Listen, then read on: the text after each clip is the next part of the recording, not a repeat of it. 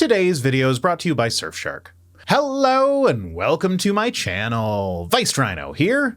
Today, we're starting a series. The Christianity Engaged channel has a playlist called The Skeptic's Journey, which they claim is a true story using the actual words of an actual skeptic.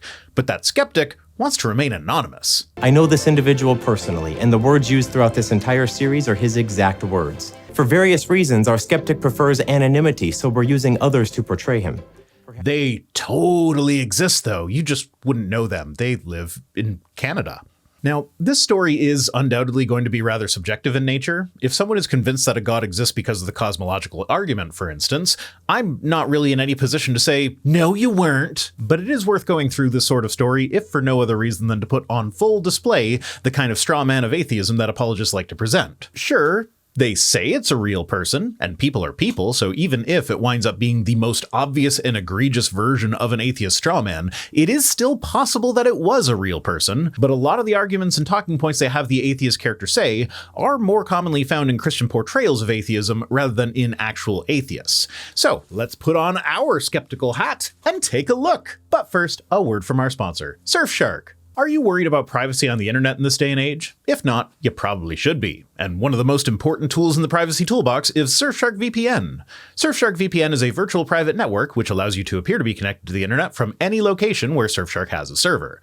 By connecting through Surfshark, you can access streaming services from different geographic locations, which means that you may have access to additional libraries of movies and TV shows not available in your home area. But that's not all they do. With their Clean Web 2.0 features, you can automatically block ads, reject unwanted cookies without fumbling through the pop-up first, get alerts when a website was a target of a data breach, and block malware. Surfshark VPN adds an extra layer of encryption to your devices, keeping you secure on public networks. I always connect to public networks through Surfshark. Surfshark VPN is easy to use and simple to install. They do not monitor, track, or store your data, and it works on phones, tablets, and laptops with no extra fees. Surfshark offers a 30-day money-back guarantee, so you can try it out completely risk-free. My viewers get a special promo where you can get an extra 4 months added to your subscription for free. Go to surfshark.com/rhino or use code Rhino at checkout to get 4 extra months of Surfshark VPN.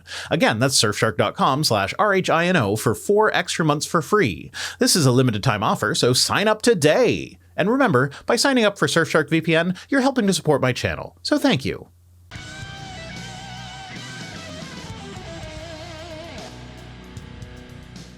I'm at a point in my life where I need answers. Where do we come from? Why are we here? What is our purpose? Where are we going? I'm going to start with science and logic. I should be able to prove that God is a delusion. I'm at a place in my life where I feel the need for meaning and purpose, so I'm going to set out to prove that God is a delusion using science and logic. I don't see how those things are even connected. Speaking as someone whose entire career is built around questioning God's existence, this isn't the meaning or purpose of my life. This is basically just a hobby that I'm fortunate enough to make a living while doing. But to be fair, he also researched the other side of the debate, the Bible and other religious texts. Well, you'd have to in order to disprove them. Kinda hard to prove something wrong if you don't even know what that thing is. I want to expose religion for its most ridiculous answers to life's most important questions. If the answers were true, would they still be ridiculous? This is something that apologists often get wrong about skepticism. Skepticism is not about disbelieving no matter what. It's about withholding belief until you have sufficient evidence to justify that belief. If the answers that I think are ridiculous actually turn out to be true and there is evidence supporting their truth, then it doesn't matter that I think they're ridiculous. Skepticism would have me believe them. And if I were to hazard a guess, I suspect that that's exactly the issue. There is not sufficient evidence for belief in Christianity. If there were, we wouldn't need to have faith. So a skeptic will not believe in Christianity due to its lack of evidence. Ergo, skepticism must be the same as just offhandedly dismissing the thing that I believe in. Does proof of a miracle exist anywhere? No.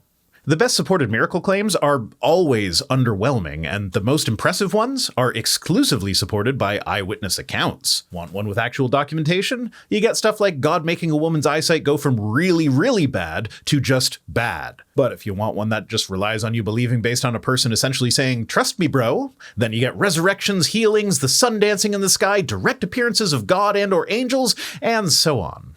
As an intelligent and rational human being, I find it impossible to believe in miracles. Again, that's the kind of statement not likely to be made by an actual skeptic. I am perfectly happy to believe in miracles. as soon as there's sufficient evidence pointing to the miraculous nature of miracles. And if the Christian God exists, this evidence is most definitely something that he is capable of providing. If, for example, prayers for healing always worked when it was a Christian doing the praying, that would definitely lead me to conclude that miracle healing is a real thing, and would also go a very long way towards convincing me that Christianity is the true religion, especially given the fact that the Bible says Christians will be able to heal people, and that this ability is explicitly meant to be assigned to convince non-believers. But if that were actually true, then any Christian who does not spend their time in a children's hospital healing sick kids is an immoral Christian. Those of us out here in reality are stuck having to do what we can to help using natural means, such as donating to Project Share during the fundraiser that I'm running by going to donate.vicerhino.com. As of this recording, we're at $2,140 out of our $15,000 goal, which is amazing, but we still got a long way to go. I haven't missed a fundraising goal for them yet, and I'd like to keep that trend going. And yet, all religions have their versions of them. And now we get the first bone that their skeptic is throwing to religion. I'm too intelligent and rational to believe in miracles, but all religions have miracles of some kind, so maybe there's something to this. For instance, the Bible is full of stories about miracles.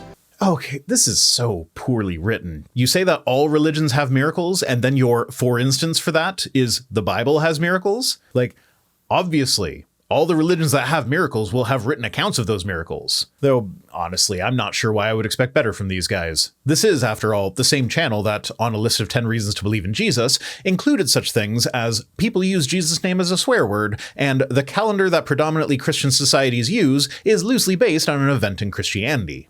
We're asked to believe them solely on faith. Well, I'm sorry, but I can't do that without evidence to back it up.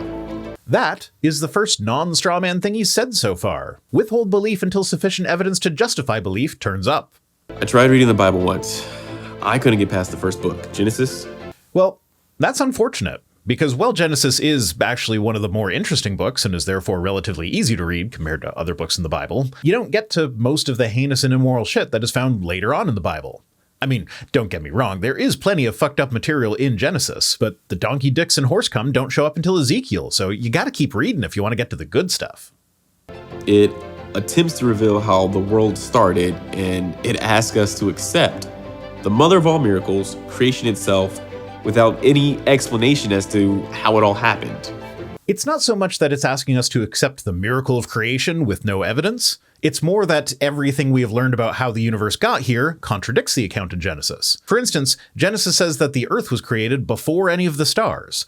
But we know for a fact that this cannot be the case because the Earth contains more elements than just hydrogen, helium, and lithium. Any element other than those three were made in one way or another by stars. So stars necessarily existed before anything that made use of the elements that are made by stars. Now, is it possible that God made the first round of material magically and then set up stars to continue the process? Sure, but that's not where the evidence points, and in order to believe that, you'd have to assume that God set up the universe in a way that would be deceptive to those who study it. I don't see how anyone can believe that. Well, I do, because I used to, and honestly, appealing to God's ability to do literally anything is the only thing that makes creationism even seem remotely believable to its adherents. Otherwise, the mere observation of stars that are more than 6,000 light years away would be enough to make apostates of the lot of them. Well, there you have it. This skeptic believed faith in God is illogical. Perhaps you can relate. I can. The God of Christianity is itself an exercise in logical contradictions, as I've covered in previous videos. No matter where you stand on the spectrum of belief, I invite you to join us in watching the skeptic's journey. He will research answers that science provides, but he will also look at answers from the Bible and other religions. Well, I'm taking bets now as to whether the answers other than the biblical ones are just the common apologist straw men, or whether they are actual legitimate answers. All from an extremely skeptical perspective, and all based on a real-life true story. I very much doubt that, given what we've seen so far. I don't doubt that there is some kernel of truth at the core of the story, but it wouldn't surprise me if the skeptic was not an atheist, but instead was a more moderate Christian, and this is more of a story of how fundamentalist apologetics led them away from moderate Christianity into young earth creationism. This is all just speculation on my part, of course, but given how many apologists will tell you that they became a Christian at age 12, but then it turns out they were just raised Christian and 12 is the first time they went up for an altar call, I have my doubts. That's it for this one. Holy cow, that was short. Today's comment of the day comes to us from everyone who thinks my glasses look fake. Apparently, there are a lot of you. Well, I don't know what to tell you. They are real glasses, but I guess you're just going to have to take it on faith that they aren't CGI or something. Thanks for watching. Don't forget to go to surfshark.com/rhino for 4 extra months for free. I'll be back next Friday with more, but if you need to get your Rhino fix in before then, I live stream with Cirrus every Wednesday at 8:30 Eastern on my other channel, The Watering Hole. Thanks to Piper for being my editor, and special thanks as always to my patrons, who are the totally real skeptic that is telling their story that is conveniently identical to the apologetic straw man of skepticism that is my channel. If you'd like these guys to use you, you can actually not join us on Patreon. If you have some extra cash that you were considering sending my way, don't. Give it to Project Share instead at donate.vicerhino.com. You're welcome to join the Patreon after doing that. My kids do like food after all, but Project Share is top priority this month. See you next time!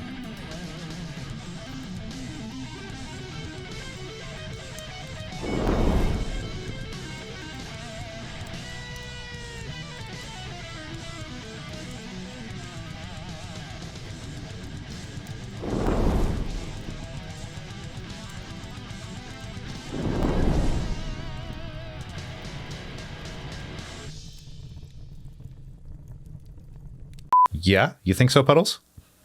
Right here. You want up? Uppy? You coming up? Come on. Hey, there's a good girl.